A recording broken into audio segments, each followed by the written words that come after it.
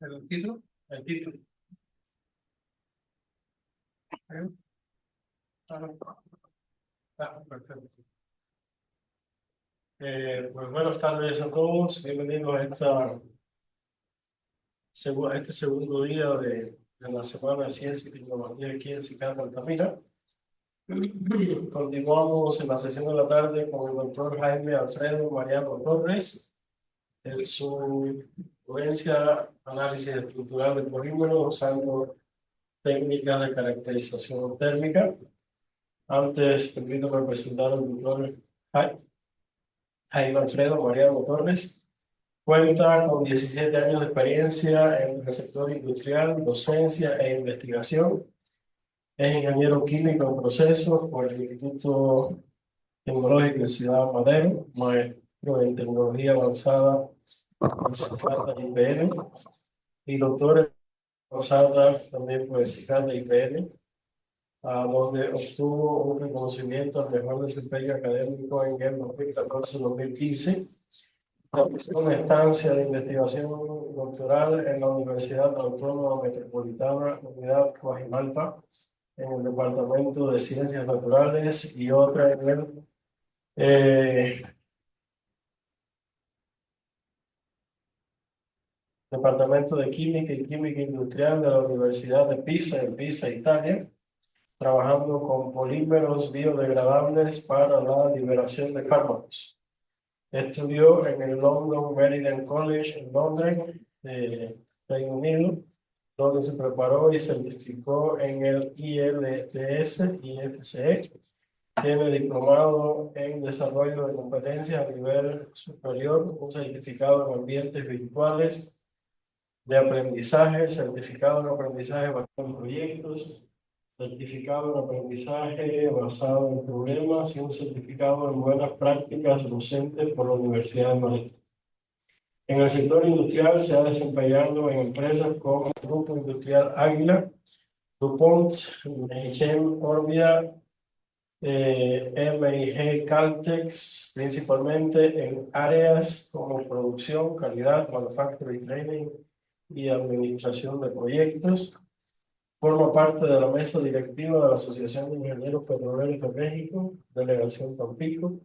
Es miembro profesional del Instituto de Industria and Systems Engineering y es representante institucional de la UNE ante la Asociación Nacional de Facultades y Escuelas de Ingeniería ANFEI. En el área de investigación ha dirigido tesis de licenciatura, maestría y doctorado y es autor de artículos en revistas indexadas, teniendo como principal línea de investigación las polímeros, compósitos, su caracterización y aplicación, así como la investigación educativa.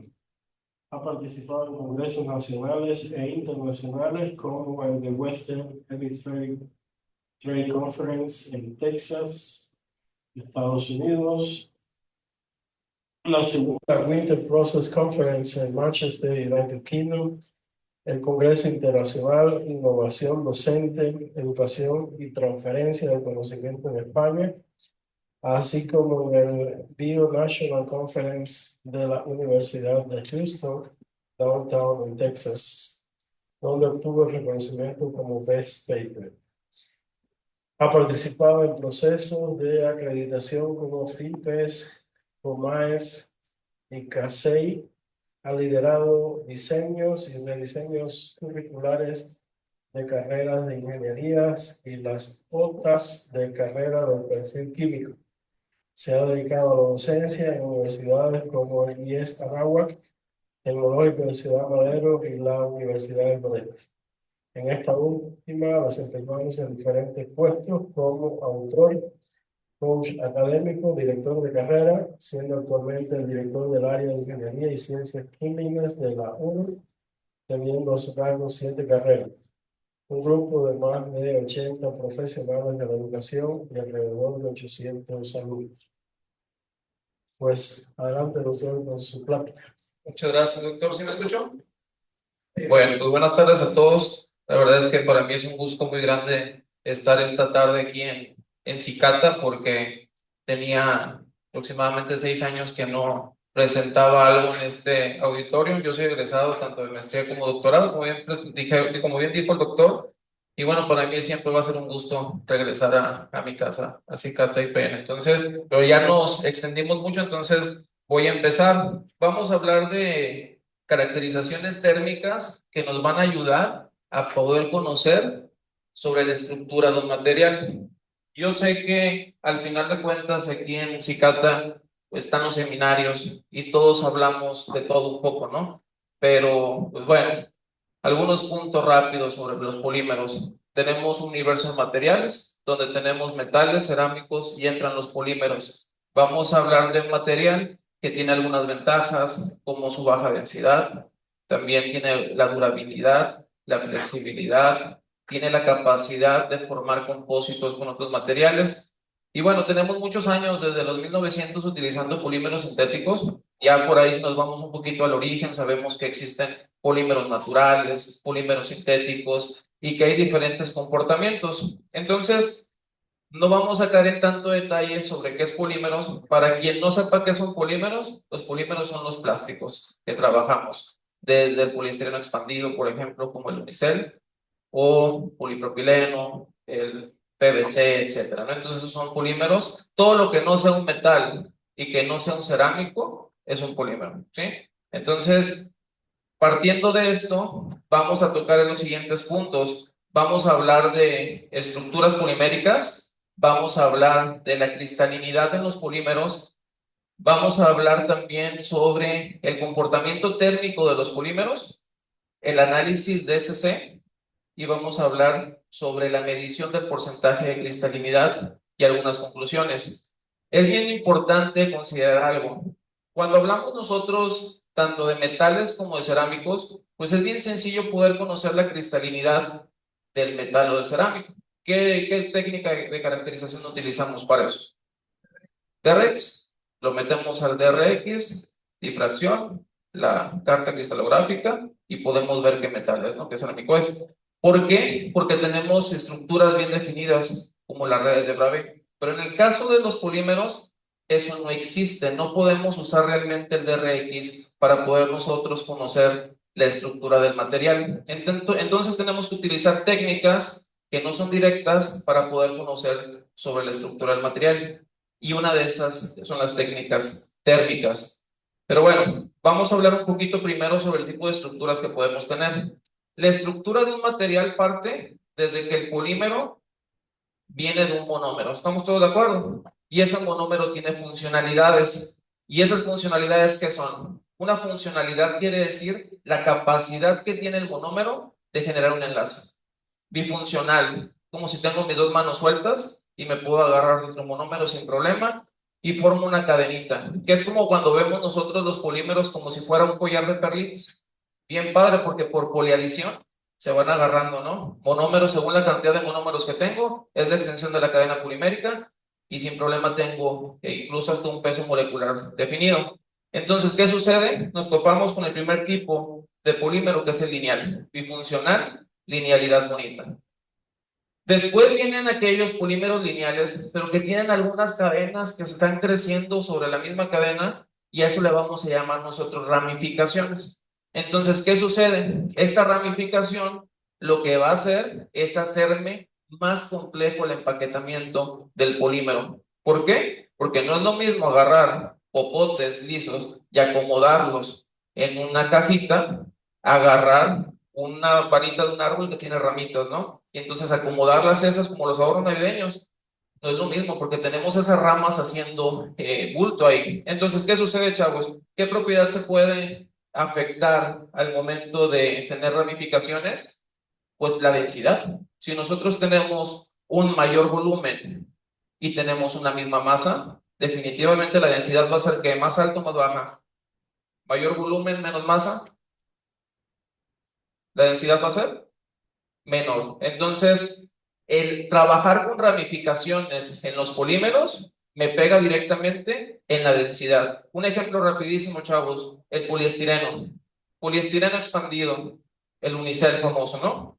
Poliestireno cristal, el de la caja de los CDs. Los dos son poliestirenos, pero uno es expandido y el otro es cristal. Modificación estructural, cambiamos las ramificaciones y tenemos un empaquetamiento diferente.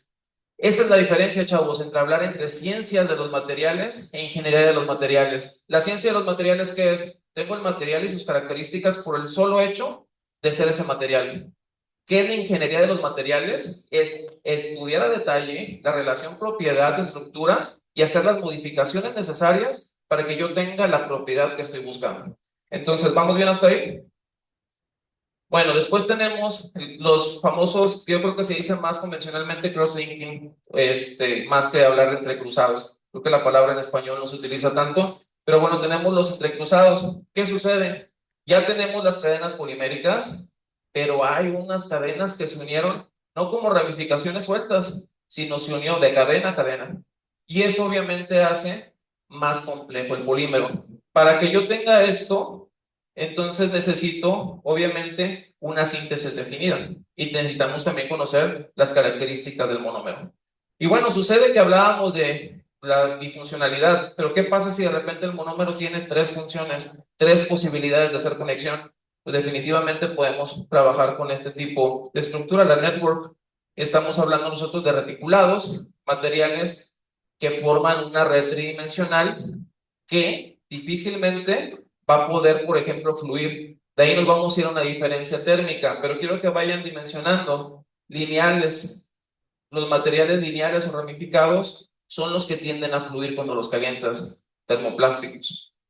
Los materiales network o reticulados o los entrecruzados tienen una estructura más compleja. ¿Qué sucede ahí? Sucede que es más difícil que puedan fluir. Nos estamos yendo a los termofijos. ¿Empiezan a notar la relación temperatura con estructura? Bueno, vamos a hablar de cristalinidad. Yo les decía, chavos, aquí no entran las redes de Bravais, no tenemos nada que ver. El DRX de repente sucede que sí nos da información, pero la información que nos da a veces es porque el polímero está tan ordenado que es capaz de mandarnos una señal, pero no es porque tenga realmente una estructura cúbica. ¿Sí me explico? O sea, no estamos hablando de ninguna estructura que nos muestre la red de Bravais. Estamos hablando de un ordenamiento nada más que se logra. Yo les puedo decir de una manera muy sencilla cómo trabaja un polímero en su análisis cristalino. Tienen ustedes la caja de los calcetines y de repente ustedes agarran un calcetín, lo extienden y lo acomodan. Agarran otro, lo acomodan. Entonces les quedan las filas y filas de calcetines extendidos. Si ustedes logran empaquetar esos calcetines, están logrando cristalinidad en el polímero. Claro que no es lo mismo empaquetarme a mí si tengo los brazos así, a de repente empaquetarme a mí si tengo los brazos extendidos. O sea, ya los brazos me están haciendo ruido para empaquetarme, entonces de repente tengo otro brazo en medio y es más difícil todavía empaquetar. ¿Sí? Entonces, ¿qué sucede? Mientras más lineal es el polímero, es mucho más fácil el empaquetado. Y eso es cristalinidad en un polímero. Cristalinidad en un polímero es empaquetar el polímero. Y solamente aquellas cadenas que son realmente sencillas nos van a permitir un empaquetamiento más denso. Entonces, así se vería, chavos, la parte de cristalinidad. Visualmente es bien sencillo, porque no estamos trabajando con parámetros, pero lograr cristalinidad en polímeros es el chiste. No nada más es medirla, sino también lograrla, porque implica cuidar las variables. ¿Qué variables? Concentración. ¿Qué variables? Presión, temperatura. Entonces, hay que cuidar las variables porque en el mundo de los polímeros, tú en tu síntesis puedes tener un montón de polímeros que se vayan formando. Todos tienen características diferentes. Yo cambio la temperatura y voy a tener de nombre el mismo polímero, pero con propiedades completamente diferentes. Si los monómeros, la cantidad de monómeros es diferente, la extensión de la cadena polimérica va a ser diferente, pero sigo teniendo el mismo polímero. Entonces, es complicado hablar de polímero realmente, por mucho que veamos un dibujito así. Pero bueno, ¿cuándo se vuelve amorfo el polímero? Imagínense que de repente al orden perfecto que teníamos nosotros en la caja, le empezamos a hacer así. Entonces, cuando hacemos el revoltijo, es amorfo. Y aquí sería cristalino. ¿Qué pasa si tengo un ordenamiento pues no tan desordenado ni tan ordenado? Pues sería semicristalino. Pero sucede algo, chavos. Estamos hablando de semicristalino, de cristalino y amorfo. Pero no existe en la realidad nada completamente cristalino y tampoco existe nada completamente amorfo. en el mundo de los polímeros. Si hablamos estrictamente de que tenemos las dos fases presentes en cualquier polímero, todos serían semicristalinos. Pero ¿cuándo vamos a hablar nosotros de cristalinos? Cuando el porcentaje de cristalinidad sea el mayor. ¿Cuándo vamos a hablar nosotros, pero a mayor, ¿verdad? Hablamos un 80-90%. ¿Cuándo vamos a hablar nosotros de amorfo? Cuando el polímero mayoritario en estructura será amorfa. Entonces eso va a ser polímero amorfo. Si tengo las dos proporciones decentemente incluidas, entonces es a lo que le voy a llamar yo semicristalino. ¿Estamos? Y si se dan cuenta, chavos, que no tiene nada que ver con las redes de Babel. ¿Estamos? ¿Dudas aquí? Yo estoy como en clase, digan. Si tienen dudas, pueden levantar la mano. Está acá, ¿verdad? Ya cambió la opción para Adelante. Regresa a la. Sí, claro. ¿Por qué yo veo, y aquí hay algunos que hemos tenido discusiones de cristalino, ¿no? Ahí está Adrián. ¿Por qué a veces aparecen en los bifactogramas de la celulosa, por ejemplo, la dirección 1,1 o la 0,2, no sé, aparecen direcciones cristalinas? Lo que pasa es que al final de ¿Es cuentas, porque quieren hacer alegoría a la cristalinidad de los sólidos?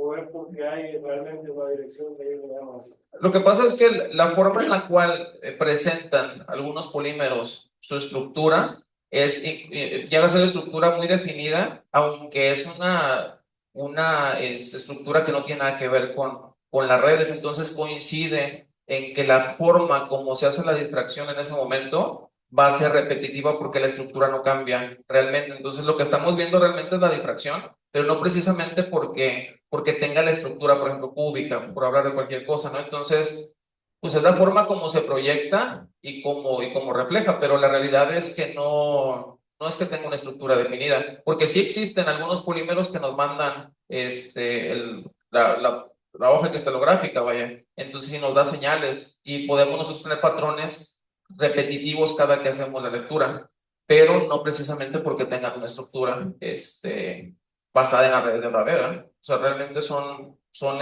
ordenamientos muy repetitivos, pero no precisamente porque tengan la similitud en estructura que los cerámicos y los metales.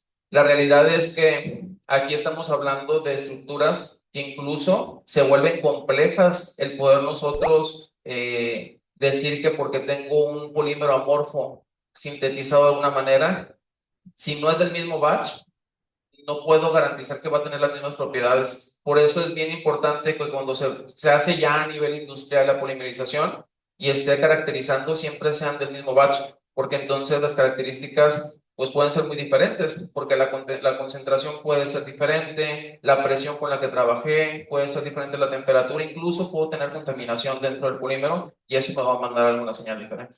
No sé si contesté lo que... Sí, sí. No, y el ejemplo de la caja de Casartini, te acabo de explicar la cosa. Perfecto, muy bien.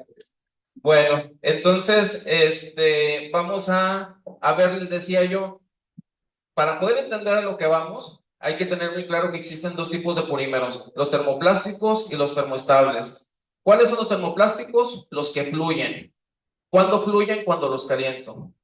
¿Cuál? Pues el PET, por ejemplo, que es un material que es súper reciclable, ¿no? Entonces, pero ojo, yo puedo estar reciclando N veces un polímero y va a llegar un punto donde las propiedades que estoy buscando se van a ver afectadas. ¿Por qué? Porque tanto reciclaje del material las acaba en algún momento, ¿no? Entonces, ¿cuáles son algunos ejemplos de esto? Tenemos nosotros el PET, el polipropileno y el polietileno. Ahora, algo importante, yo les pongo como ejemplo en el caso de los termoplásticos, es como el chocolate, por ejemplo. El chocolate se derrite, lo metes al refri, se pone duro.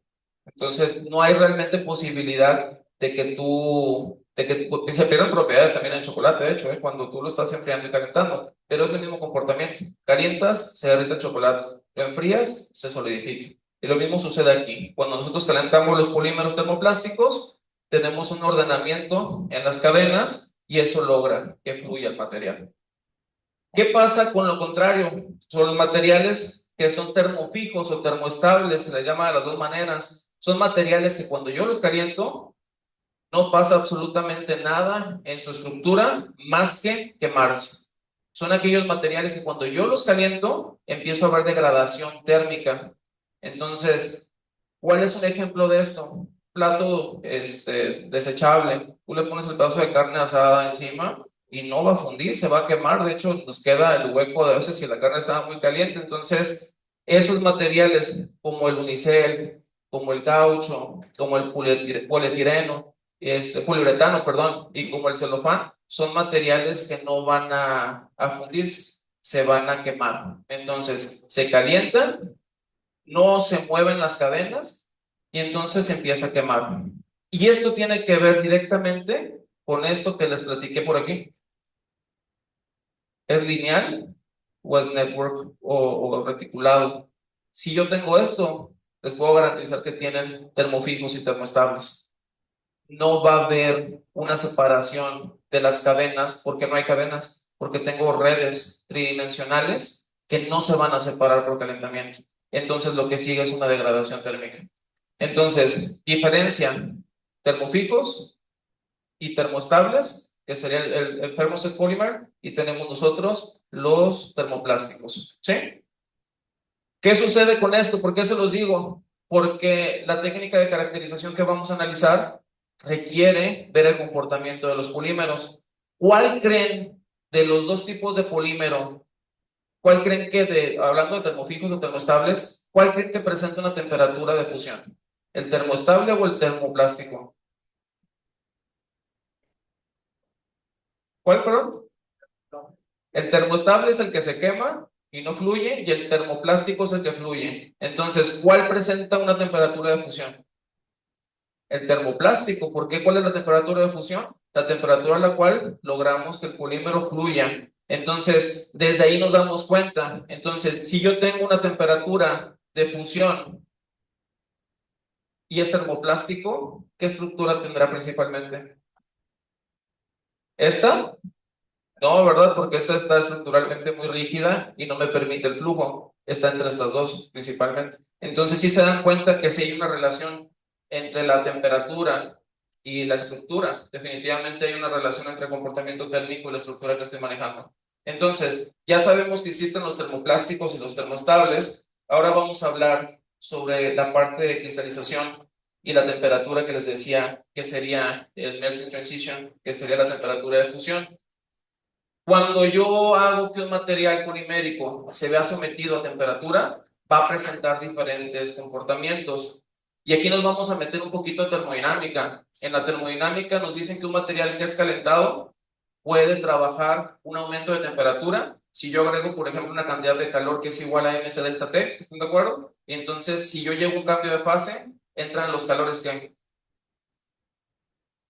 No, pero en el cambio de fase hay algo. Se llama calor, empiezo con L.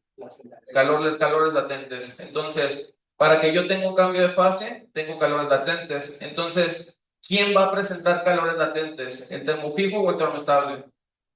Perdón, es que voy a hablar termofijo o termoplástico. Por el termoplástico, porque el termoplástico es el que fluye y el que fluye ocupa una temperatura de fusión.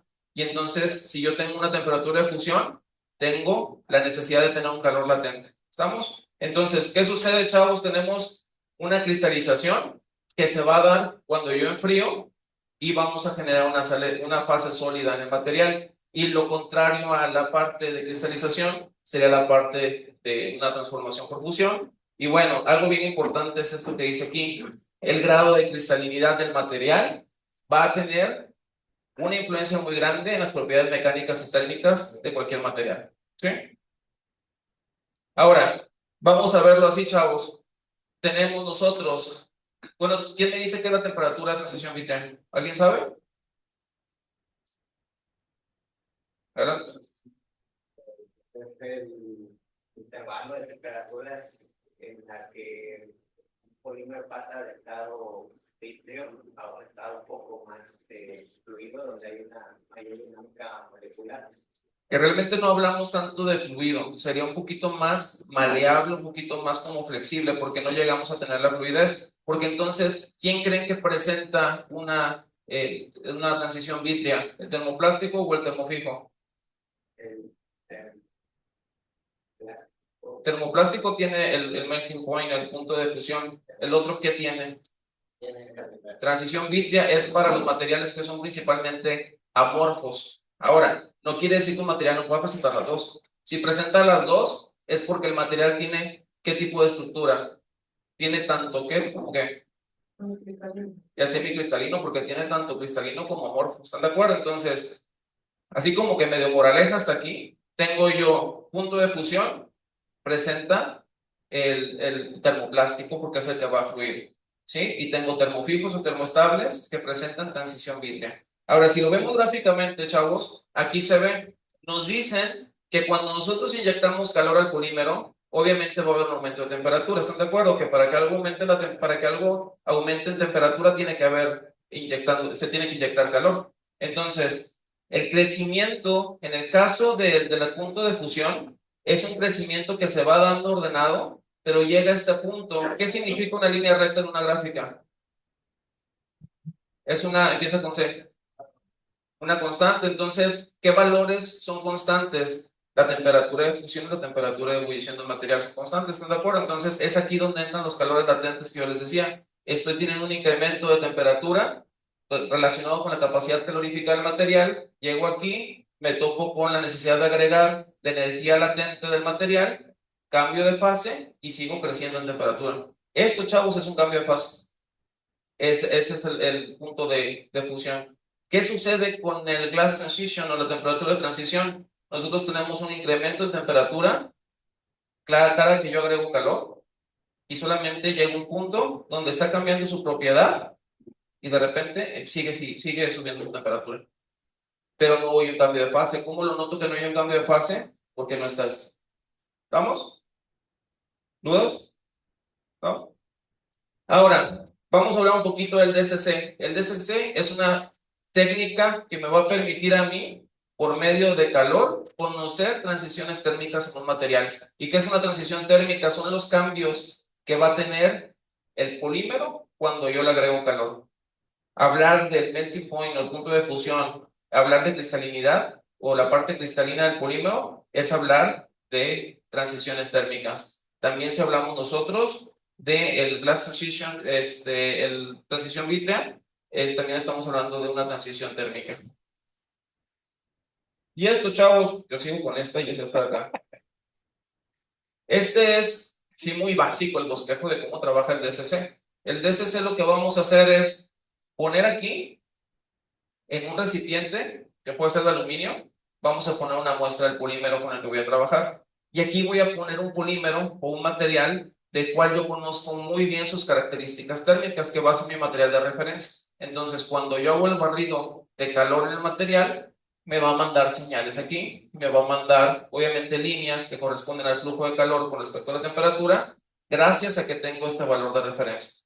Se calientan las parrillas, veo el comportamiento y me manda las señales al monitor. Es un bosquejo súper sencillo de qué sería el DCC. Ahora, les decía, tiene que ver con principios termodinámicos completamente el trabajo del DCC. Tengo yo la cantidad de calor que voy a pasar con respecto a un tiempo. ¿Cómo se llama todo lo que es con respecto a un tiempo? Un flujo. Y entonces, en este caso, es el flujo de calor. Ahora, ¿qué sucede? Claro que yo voy a empezar con una temperatura y después voy a tener otra temperatura. Entonces, este incremento de temperatura, el delta T, va a estar con respecto al tiempo. Entonces, es la velocidad con la que estoy logrando el calentamiento. Y finalmente, chavos, si yo hablo del flujo de calor con respecto a la velocidad de calentamiento, pues voy a tener la relación de calor con respecto a la diferencia de temperatura que estoy teniendo y bueno, la capacidad calorífica que estoy manejando. Y aquí se ve, aumento la temperatura, hay un flujo de calor y claro que tengo capacidad calorífica en el material. Por eso yo les decía, el DCC va a trabajar con esta capacidad calorífica mientras aumente la temperatura. Y cuando tenga cambio de fase, necesito más energía y esta energía que estoy agregando es el calor latente de cada material. Todos los materiales, por ser el hecho, o sea, por el puro hecho de ser un material ya cual es, tienen sus propias características térmicas. Entonces, la capacidad calorífica del material va a ser dependiendo del material. ¿Sí? Hay algunos materiales que tienen más capacidad de absorber energía. Hay otros que no absorben realmente energía. Entonces, y hay otros que presentan calor latente y hay otros que no. Hay otros que va a ser puro calentamiento y puro enfriamiento. Entonces, por eso es importante conocer el material desde lo básico y decir, bueno, ¿es termoestable o termoplástico? ¿Con qué estoy trabajando? De ahí viene, para poder aplicar un material, yo tengo que saber cómo se comporta en todos los sentidos, sobre todo si mi intención es procesar el material, que sería lo ideal, ¿no? Difícilmente voy a hacer un material que no quiero que sea procesado después. Entonces, es así como vamos a ver nosotros el comportamiento del material en el DCC. Voy a tener un flujo de calor con un aumento de temperatura, y si yo veo este slot que se ve aquí, hace referencia a la transición vítrea. ¿Sí? Tengo una temperatura que va creciendo de una forma media constante y de repente hay un brinco. Pero si se dan cuenta, nunca hubo un pico, realmente hay solamente una subidita en el comportamiento. Esto es una TG. Si yo sigo calentando el material y de repente veo que se hace un pico hacia abajo, entonces estoy hablando de la parte de cristalización. Sí, tiene lógica, porque para que, vámonos al ejemplo del agua. ¿Qué tengo que hacer con el agua para que se convierta en hielo? ¿Darle energía o quitarle energía? Le quito energía, entonces lo mismo sucede. Si yo al material, en lugar de darle energía, se la quito, ¿qué pasa? Voy a tener una temperatura más baja. Entonces, voy a tener aquí una caída de energía y obviamente me va a dar la cristalización, y después sigo subiendo hasta llegar a un punto alto donde estoy teniendo flujo de energía hasta arriba y me va a dar el melting point, que es el punto de fusión. Entonces, la TG, transición vítrea, donde el amorfo empieza a reblandecerse un poquito, se vuelve más flexible. Tengo la parte de cristalización, se está cristalizando, vaya, el material, y tengo la parte del melting, que es la parte de la fusión del material. Todo tiene que ver con el comportamiento del calor con respecto al material. ¿Alguna duda hasta aquí? ¿No? Bueno, entonces, así se ve un termograma de DCC. Este, chavos, es el PET famoso. Nosotros tenemos aquí esto que se ve por aquí, es la temperatura de transición vítrea. Esto que sigue avanzando con el flujo de calor, vamos a ver la temperatura de cristalización. Y de repente seguimos inyectando energía y tenemos un pico acá que me va a dar la temperatura de fusión. No necesito pensar mucho, chavos. Si yo no tuviera esta parte de aquí, que es TG, ¿qué tipo de polímero pensarían que es? ¿Termoplástico o termoestable? Termoestable es el que no fluye y termoplástico es el que fluye, el que presenta el melting point, el punto de fusión. ¿Cuál será si no tengo TG? Podría ser termoplástico. ¿Por qué? Porque tengo, bueno, ¿de qué es un termoplástico? Principalmente es un termoplástico porque tengo el punto de fusión. Si no tuviera punto de fusión, no sería un termoplástico, porque entonces no puede fundirse el material. Entonces, de que ya con esto yo estoy viendo que es un termoplástico, ya lo estoy observando. ¿Estamos? Ahora, ¿qué pasaría, chavos, si yo no tengo esto y yo no tengo esto y solamente tengo la TG? ¿Qué sería? Amorfo, y un amorfo me genera un termoestable. Entonces, si se dan cuenta cómo desde las propiedades técnicas puedo ubicar qué tipo de material tengo. Ahora, esto me permite a mí visualizar de alguna manera si el material es amorfo o es cristalino, pero no me está hablando de porcentajes de cristalinidad, solamente me está hablando si el material es amorfo o cristalino. Entonces, vamos a irnos, este es otro ejemplo del material. Aquí se hace una comparativa entre los dos. Si se dan cuenta, en esta figura presenta diferentes señales, tanto de cristalinidad como la parte de fusión. Aquí se ve más intensa.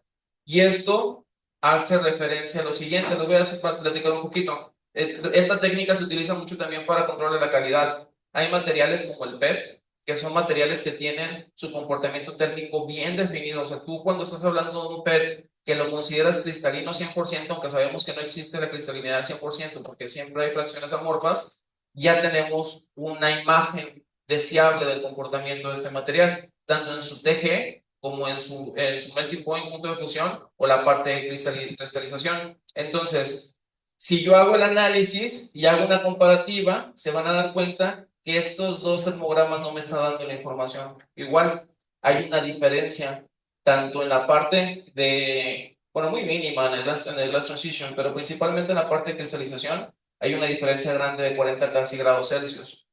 ¿Qué sucede? Bueno, yo tengo que pensar y hacer un análisis, porque hay esa diferencia, si es el mismo PET, ¿qué puede estar pasando? Entonces, una cosa puede ser que al momento de colocar la muestra en el pan, en el refractario este que se utiliza de aluminio, agarró algún tipo de burbuja y me está mandando esa señal. Y otra cosa también puede ser que esté contaminado. Si yo tengo un material que es principalmente cristalino y yo tengo un invasor ahí contaminante que es amorfo, me baja la señal de la temperatura de cristalización y la parte del melting point. ¿Por qué? Porque me está afectando el comportamiento del material que principalmente era cristalino, porque tengo esos pequeños pedacitos amorfos que claro que me afectan en la señal. Entonces, aquí nos dan algunas razones y nos dicen que puede ser porque sea un error de lectura de la temperatura, o también me puede decir que puede ser aire lo que estoy teniendo. Pero pues hay muchas cosas que yo puedo tomar de decisión en ese momento que tengo un material con diferentes lecturas a las que debería de tener. Pero bueno, vamos a hablar sobre por qué es importante que pueda conocer el porcentaje de cristalinidad, porque no nada más es saber si es cristalino o es amorfo, hay que conocer qué tan cristalino llega a ser el material. Definitivamente, si el material es un material conocido, es mucho más fácil conocer si el material es cristalino y en qué porcentaje. Y aquí vemos algunas propiedades que se pueden conocer al momento de conocer el porcentaje de la cristalinidad. Tenemos nosotros tanto fuerza, rigidez, tenemos nosotros claridad óptica, tenemos nosotros resistencia a barrera, que eso es bien importante porque el material de repente, si no tiene esta resistencia a barrera, el líquido llega a salir. Entonces necesitamos tener una buena cristalinidad que habla de un buen empaquetamiento que no va a permitir que el material salga del polímero si estamos usándolo como contenedor. Una estabilidad, pues también hay aplicaciones, tanto moldeo de componentes, tenemos también contenedores plásticos, fibras, películas, componentes de automóvil, etc. Entonces, para poder aplicar esto, yo tengo que saber exactamente qué tan cristalino es el material, porque de ahí parto a la aplicación. Y aquí viene un pequeño ejemplo de cómo funciona la medición de la cristalinidad. Vamos a tener ciertas condiciones en el DSC. Tengo que tener una temperatura de inicio, puede ser la temperatura ambiente, y puedo tener una temperatura final para las mediciones. Tiene que haber una velocidad de calentamiento. No nada más es calentar por calentar. Hay que definir la velocidad a la cual voy a calentar. Y bueno, vamos a tener una purga de gas y vamos a tener el recipiente, en este caso, va a ser aluminio. Y fueron 10 miligramos de muestra, en este caso, es PET. Y aquí lo que podemos ver es esto. La información que nos da a nosotros el termograma está en términos de entalpía. Entonces, lo que voy a ver son diferenciales de entalpía. El software que se trabaja para interpretar el termograma me permite incluso calcular la integral para conocer el área bajo la curva. Y con esa información puedo conocer el delta H. Entonces, ese delta H que voy a conocer, lo voy a conocer tanto para la etapa de cristalización como para la parte del melting, que sería el punto de fusión. Ojo, materiales bien conocidos como el PET ya tienen muy definido, aquí se ve medio chiquito, pero esta es la relación del cambio de entalpía que debería presentar en términos de Joule por gramo. Entonces, esto ya está definido teóricamente y es la cantidad de cristalinidad al 100%. Entonces, ya que conozco yo los datos de cristalinidad, pues miren, me traigo los 46.5 Joules sobre gramo con respecto al 1.65 de la parte cristalina. Fíjense, la parte del melting, la parte de cristalización, sobre 140.1, que no se ve aquí, pero corresponde al PET 100% cristalino. Hago una operación muy sencilla, hago una resta y una división y lo multiplico por 100 y obtengo ese porcentaje de cristalinidad. Este PET, como lo estamos observando, es 32% cristalino. Este estudio que les estoy mostrando está hecho con la intención de conocer si el material con el que se guardaba un líquido como capsu, por ejemplo, estaba viéndose dañado en su propiedad de barrera. ¿Por qué? Porque resulta que calidad reportaba que la cápsula que estaba contenida adentro marcaba rangos de cantidad de masa menores a los que tendrían que tener. Entonces no entendían por qué si a la hora de estar empaquetando el material, pues ellos decían que lo hicimos correctamente. Entonces resulta que el material había sido reciclado tantas veces que su propiedad de barrera se había visto afectado, y esto pues lo pudieron ver gracias a la parte de cristalinidad, porque el material que es más cristalino presenta mayor característica de barrera para el flujo del líquido. Entonces, es la forma como funciona esto, chicos. Nosotros tenemos este porcentaje que estamos observando aquí de 32%. Para el caso del DSC, vamos a tener un enfriamiento y un calentamiento. Vamos a tener ciclos de calentamiento y ciclos de enfriamiento, como yo lo quiera analizar. ¿Para qué es el DSC? Para ver cómo se comporta el material cuando yo lo caliento. Entonces, incluso hay veces que se puede, el mismo material, podemos calentarlo y después enfriarlo. ¿Por qué? Porque si el material, una vez que lo calenté, me presentó un punto de fusión, pero cuando lo estoy enfriando no me presenta nada, ahí me da información diferente a cuando el material, cuando lo caliento, me marca un punto de fusión y después me lo vuelve a marcar. Entonces es un material que tiene mayor comportamiento termoplástico.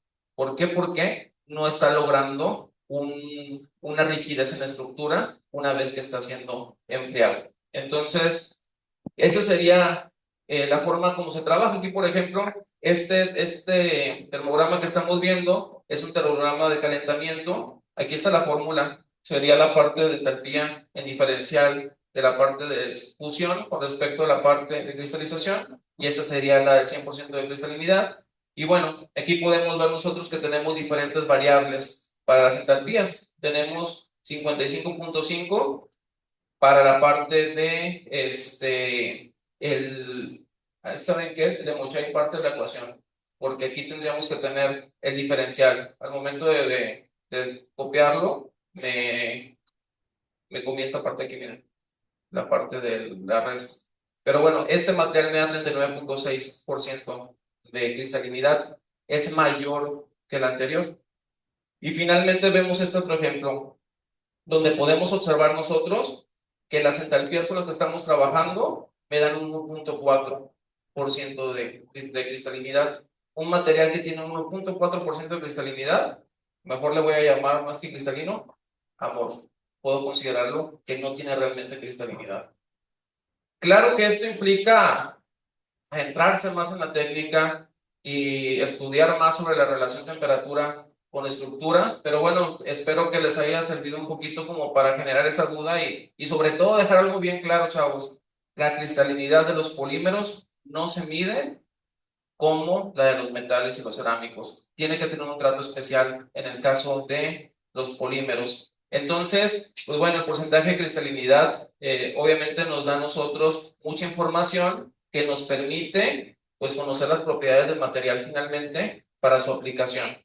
Y bueno, está relacionado, como ya les había dicho, o incluso con la claridad del material. Un material amorfo, chavos. Fíjense, esa es otra pregunta también importante. ¿Un material amorfo es opaco o transparente? ¿Amorfo es transparente? ¿Quién dice al igual o vivo? ¿Amorfo transparente? ¿Opaco? ¿Quién dice opaco? ¿No dice nada?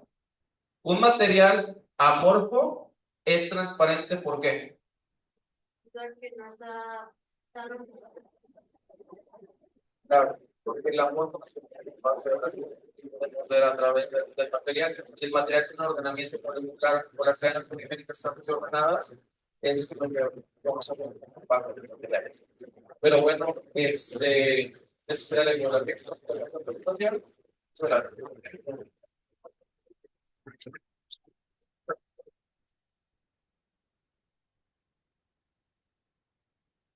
No tienes preguntar sobre el paso del camino, pero si alguien tiene una duda, adelante.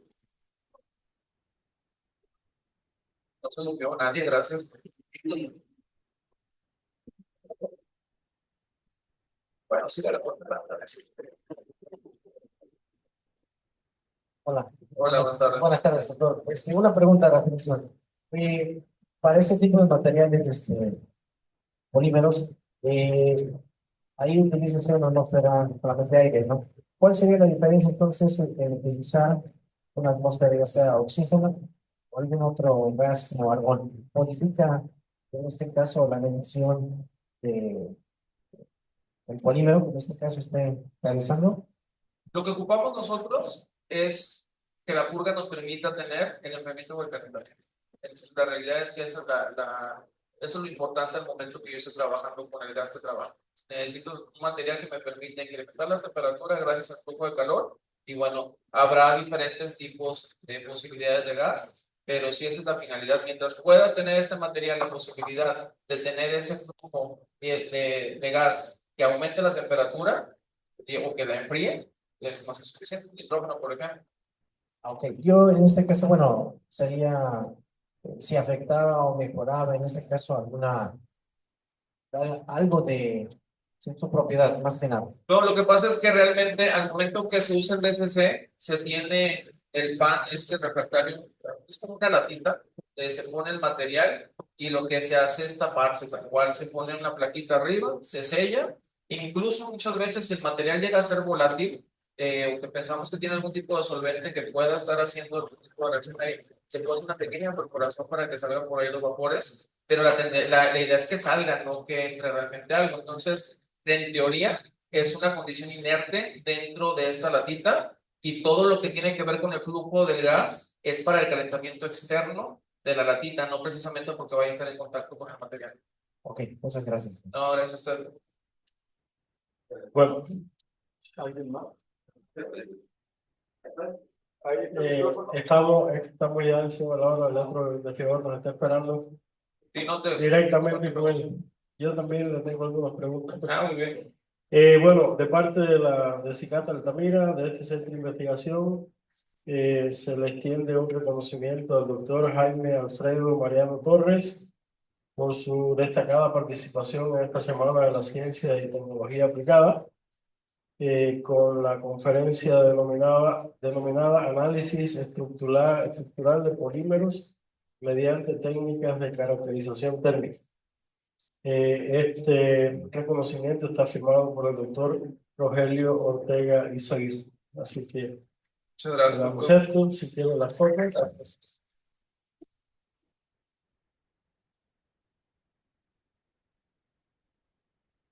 Gracias, amables. Y también con un pequeño presente, gracias, bueno, Gracias, muchas gracias. Bueno.